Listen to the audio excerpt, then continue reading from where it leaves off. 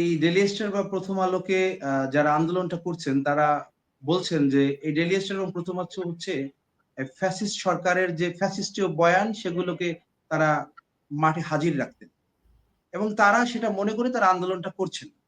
এখন আমরা জাগ্রত বাংলাদেশ চূড়ান্তভাবে মত প্রকাশের স্বাধীনতায় বিশ্বাস করি। যদি সেই মতটা সম্পূর্ণ আমার বিপরীত হয় তবুও আমরা তার মতকে প্রকাশ করতে দিতে হবে তার পক্ষে। সুতরাং যদি কেউ আন্দোলন করেন এবং তাদের বিশ্বাস হয় যে এই পত্রিকাগুলো, এই মিডিয়া হাউস গুলো আমাদের দেশের যে স্পিড, সেই স্পিডের বিরুদ্ধে তাইলে আমরা বলব যে তাদের বিশ্বাস নিয়ে তাদের আন্দোলন করার আমি বিরুদ্ধে নই। একই সাথে আবার দেখলাম যে এই যে প্রথম আলোর সামনে আজকে যে গরু জবাইয়ের বিষয়, জিয়াফতের বিষয় তাদের দৃষ্টিকোণ থেকে তারা মত প্রকাশ করতেছে। এটাকে আমি যেমন চোখে দেখি, একই রকম ভাবে যদি এই প্রোগ্রামটাকে ডেইলি স্টার বা প্রথম আলো ঢালাওভাবে প্রচার করত, একদম নিরপেক্ষভাবেও, যে এরকম ভাবে তাইলে তাদের মিডিয়ার যে নিরপেক্ষতা সেটাও আবার জনগণের সামনে চলে আসতো যে না এই ডেইলি স্টার এবং প্রথম আলো নিরপেক্ষভাবে তারা নিউজটা করেন। সুতরাং তার বিরুদ্ধে গেলেও। সুতরাং এটা মনে করি যে মত প্রকাশের একটা অন্যতম ডেমোক্রেটিক বিউটি হইতে পারত বা পারে। সেই জায়গা থেকে আমি মনে করব প্রত্যেকে তার মত প্রকাশের সুযোগ পাওয়া উচিত। যেমন মাহফুজা নাম অলরেডি তার জায়গা থেকে তিনি বললেন যে এদেশে দিল্লি লাগিয়ে দেওয়া হয় সেটা মূলত দিল্লির দিকেই দেওয়া হয়। চেতনা অবচেতনা দিল্লিকেই ধারণ করে। সেটাও যেমন তিনি বলেছেন। সুতরাং তার জায়গা থেকেও মত প্রকাশের সুযোগটাকে আমি রাখতে চাই।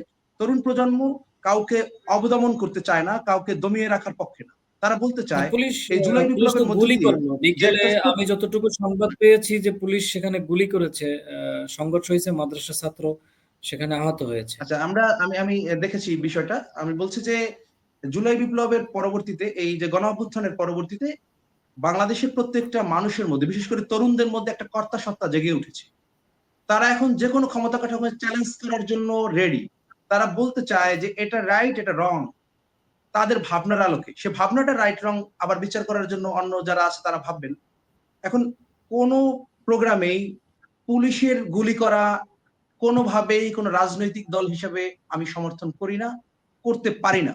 এই পুলিশ 1861 সালে যে পুলিশ আইনটা হয়েছিল, যে পুলিশ বাহিনীটা গঠন করা হয়েছিল, সেই পুলিশ বাহিনীটা হয়েছিল যে বাংলাদেশে যেই মানে তৎকালীন ব্রিটিশ আমলে যে নীল বিদ্রোহ, সাঁওতাল বিদ্রোহ বা এরকম যে আন্দোলনগুলো ছিল, নীল বিদ্রোহে যারা জোর করে ইংল্যান্ডের নীল চাষ হবে মানে ইন্ডাস্ট্রি করবে তার মানে রসদ হিসাবে বাংলাদেশে নীল চাষ করতে হবে জোর করে। যারা তার বিরুদ্ধে ছিল তাদেরকে জোর করে নীল চাষ করানোর জন্য, তাদেরকে ফোর্স করার জন্য যে বাহিনীটা সেটা পুলিশ বাহিনী। এবং আজকে বাংলাদেশে এসে দাঁড়িয়ে, স্বাধীন বাংলাদেশে দাঁড়িয়ে যে মানে সেবার মনোবৃত্তিতে পুলিশ কাঠামো গড়ে ওঠার কথা ছিল সেটা না হয়ে আজকে যদি আবার একই রকম সেই শেখ হাসিনার আমলে, স্বৈরাচারের আমলে যেভাবে গুলি করতো একই রকম ভাবে পুলিশ এই আন্দোলনকারী প্রোটেস্টারদের যে গুলি করে, সেই জায়গাটায় আমরা বলতে চাই যে একে আমরা সমর্থন করি না।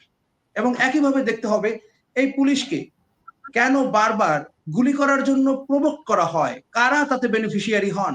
সেই স্বৈরাচারের কাঠামো আমরা বলতে চাই সেটা শেখ হাসিনা যেমন না, সেটা ইউনূসও না। আমরা বলতে চাই এটা একটা সিস্টেম, স্বৈরাচারী সিস্টেম। আমরা সিস্টেমটাকে পরিবর্তন চাই বারবার। যেমন পুলিশ, সেও মানুষ, সেও এদেশেরই মানুষ, সে বিদেশ থেকে আসে নাই, সে কোনো শয়তান কেউ না।